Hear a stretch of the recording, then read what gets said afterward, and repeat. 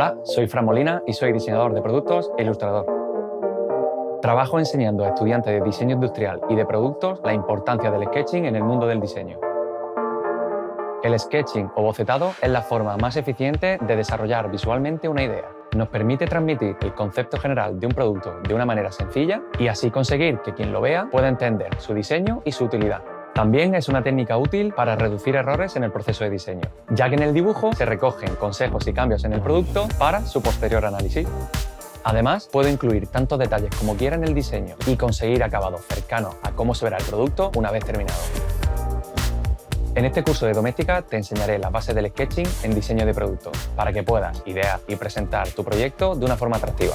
Aprenderemos a trabajar el sketching de una forma sencilla y estructurada. Veremos la importancia de buscar referencias, cómo trasladarlas a nuestro diseño y su posterior promoción en redes sociales. Como proyecto final, realizarás el diseño del producto que tú elijas de principio a fin. Para ello, veremos los materiales necesarios, así como las bases del sketching en diseño de producto.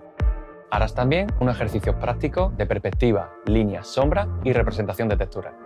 A continuación, desarrollaremos el proyecto. Harás un mood board con tus referencias y después generarás y seleccionarás ideas. También trabajaremos la volumetría del producto y compondremos la página de presentación.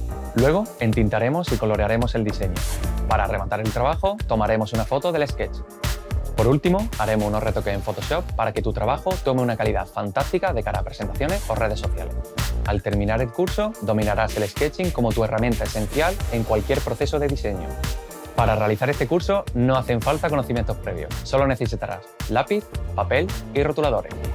Este curso está dirigido a toda persona amante del dibujo interesada en diseñar sus propios productos. Aprende a bocetar como un profesional y marca el camino del diseño con tus trazos.